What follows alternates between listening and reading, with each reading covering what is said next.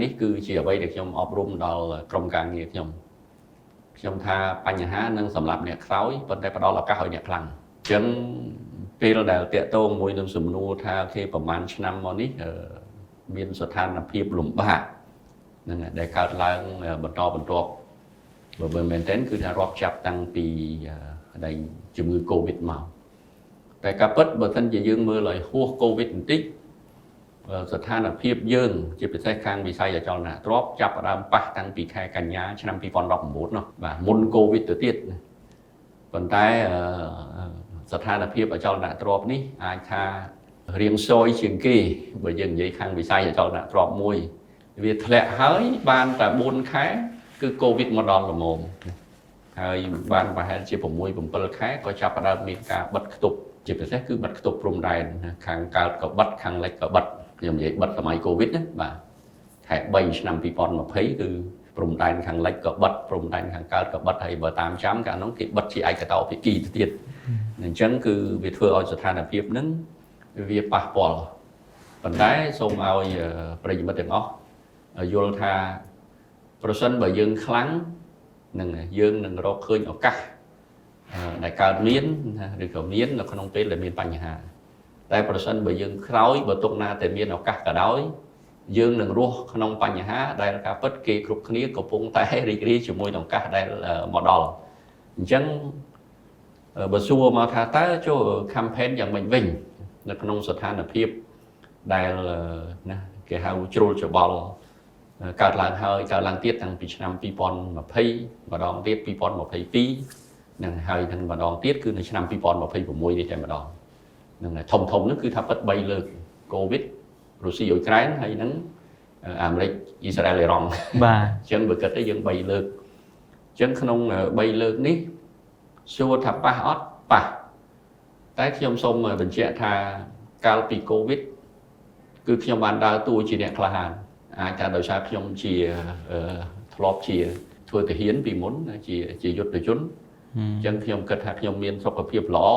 ប្រសិនបើជាមួយក្របកំភ្លើងសុខភាពល្អប៉ុណ្ណាក៏ត្រូវក្របកំភ្លើងអាចស្លាប់ដែរបើជាមួយកូវីដប្រសិនបើយើងមានសុខភាពល្អជំងឺកូវីដ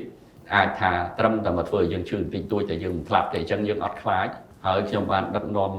ក្រុមការងារពុះពៀនៅឆ្លងកាត់ឧបសគ្គកូវីដនឹងបានហើយក្នុងពេលដែលគូប្រជែងរបស់យើងកំពុងតែខ្លាចហើយសម្ងំគឺយើងធ្វើសកម្មភាពយ៉ាងខ្លាំងក្លាអញ្ចឹងយើងចាប់ឱកាសបានច្រើនមកឆ្នាំ2022ជាថ្មីម្ដងទៀតគឺឆ្នាំមួយដែលអតិផរណាពិភពលោកមានការកើនឡើងជាច្រើនហើយជាពិសេសគឺវត្ថុធាតុដើមកើនឡើងខ្លាំងអញ្ចឹងគូប្រជែងយើងទៀតដែរបាទចាំមើលប៉ុន្តែយើងអត់រងចាំទេនឹងយើងចាប់យកឱកាសនឹងតែម្ដងថាប្រសិនបើវត្ថុធាតុដើមមានឡើងថ្លៃអញ្ចឹងយើងឡើងថ្លៃវាមានហេតុផលគ្រប់គ្រាន់ហើយមិនបាច់រងចាំទេអញ្ចឹងការដែលមិនរងចាំវាធ្វើឲ្យយើងពង្រីកឱកាសបានថែមមួយកម្រិតទៀតបាទថ្មីបំផុតនេះគឺបើយើងនិយាយឲ្យចំគឺរាប់ចាប់ពីថ្ងៃទី28ខែកុម្ភៈឆ្នាំ2026មករហូតមកដល់ឥឡូវអត់ទាន់ចប់ឡើយទេបាទថ្មីនេះការពិតបើមែនទែនគឺការលំបាកដែលកើតឡើងនៅក្នុងសេដ្ឋកិច្ចសង្គមនេះសង្គមសេដ្ឋកិច្ចហ្នឹងគឺថា 4-5 រឿងណាមូលគ្នាតែម្ដងចំនួនជាមួយអ្នកជិតខាងផង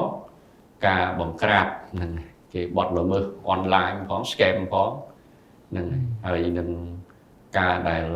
យើងពង្រឹងណាប្រព័ន្ធប្រមូលពន្ធផង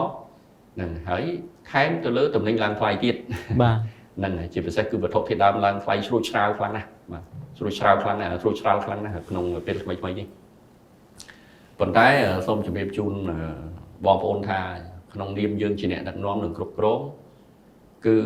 យើងត្រូវតែមានភាពបត់បែនខ្ពស់បានអាចទ្រទ្រង់មួយស្ថានភាពដែលប្រែប្រួលយ៉ាងខ្លាំងនេះបានអញ្ចឹងខ្ញុំអាចឆ្លើយដោយខ្លីថាយើងមានការបត់បែនបានល្អហើយយើងគ្រប់គ្រងបានល្អបាទអញ្ចឹងស្ថានភាពដែលកើតឡើងកន្លងមកនេះសួរថាប៉ះអត់ប៉ះប៉ុន្តែវាធ្វើឲ្យយើងប៉ះនឹងណាធ្វើឲ្យស្ថានភាពហ្នឹងឲ្យយើងកាន់តែអាក្រក់អត់ថាអត់ទេយើងអាចទប់ទល់វាបានខ្ញុំជឿយ៉ាងប្រកបថា campaign នឹងឆ្លងផុតស្ថានភាពលំបាកនេះហើយយើងនឹងឈានទៅកាន់ឱកាស